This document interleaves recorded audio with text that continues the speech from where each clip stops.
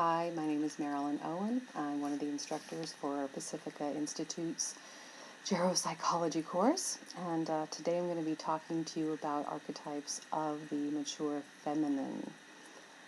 Not just about women, but certainly the feminine that exists in all of us. Jungian analyst and one of Pacifica's godmothers, Marion Woodman, speaks directly about the archetypes of the older woman in her audiobook, The Crown of Age. Highly recommend this. It was released in 2001 by Sounds True. It's about 2 hours long. Get it. Re-listen to it. We're going to focus, though, for this lecture on two archetypes in particular, and that is the virgin and the crone. The virgin being she who is one in herself, and the crone being the wise old woman. Woodman speaks to these archetypes throughout the body of her work, and for now, we will primarily focus on how invoking the virgin enables women to grow into an authentic cronedom. Woodman teaches us that the term crone is etymologically related to crown, and at one time was a term of respect.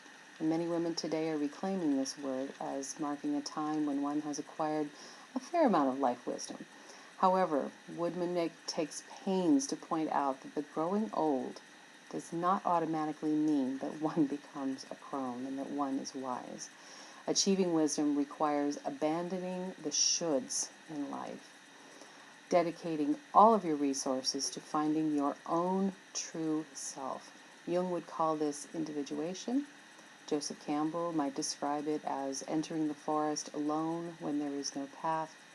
For women, it is not so much the taking on of a heroic quest as it is simply discovering who you are when you stop living to meet the expectations of others, when you stop pleasing and make others comfortable. For now, let's look at the virgin, she who is one in herself. Marion has written extensively about this archetype, which represents bringing the feminine into consciousness in both men and women. As you might expect, this virgin is not someone who has not had sex. The virgin belongs to no man. She belongs only to herself. In The Crown of Age, Woodman states, she has the courage to sort out what is her and what is not her. She knows and lives her values. If the virgin is not strong, you will never get to cronedom.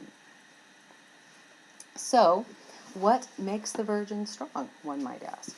Woodman would say it is the paradox of a strong ego that surrenders to a bigger process, the call of soul. She states, the ego must be surrendered to a higher power if you are to discover who you are, if you are to discover your soul, without all the claptrap of the complexes. Now, the virgin, in the psyche of a woman or a man, enables us to listen to the whisperings of soul and follow their lead, even if that means a radical departure from the plans we have made for our lives and the hopes and dreams of our parents and loved ones. Now, you also might ask, how does Woodman imagine this higher power that we are surrendering to? And one answer would be in the image of a third archetype, Hagia Sophia, or Greek for holy wisdom. In her intensive trainings, Woodman begins and ends each day with a ritual invoking Sophia, asking for her guidance as it is communicated through dream, creative expression, and body experiences. This is her particular way of honoring the numinous form of feminine wisdom, of the capacity of the feeling function, which is an important point. And it's important also to note that this process of connecting to feminine wisdom is as essential for men as it is for women in terms of integration. Now, it's easy for us to imagine how activating the virgin might play out in midlife, as many of you have begun to watch your dreams, listen to the still small voice inside, and made, no doubt, dramatic changes in your life direction in order to follow the call to Pacifica. However, Marion goes on to talk about how the virgin transforms into the crone further down the road at 60 or 70, and some of you may be there as well. She puts it into the context of powerlessness. And I find this extremely compelling and important. So, especially in our conversation about aging. Now, we're all aware of how the elders of our culture mostly become irrelevant and disempowered with time. This is unfortunately true of American culture. We lose our physical strength, our keys, and eventually our wits. Woodman admits old age can be absurd. She says, as younger people find power in putting older people down. Even she has experienced this. However, she turns directly into this problem and emphasizes the task of old age is, again, surrender.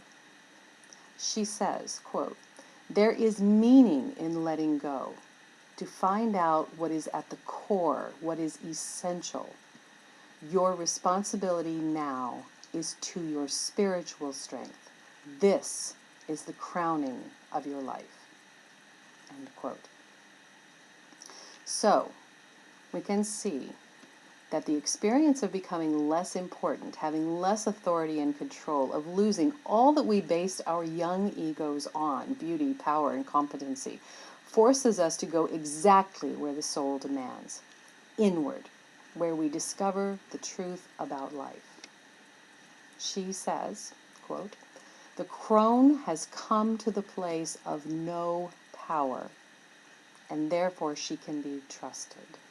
She will tell you the truth, and that will release you from your own illusions that are crippling you. End quote. From our willingness to surrender to the loss of worldly power, we come into consciousness with something even greater. We come into relationship with Sophia, and with that comes a presence that is more powerful than anything else. Listen to this description of the power a crone holds. A real crone who is in presence changes the atmosphere of the entire room. Their feeling function holds the intensity of the room.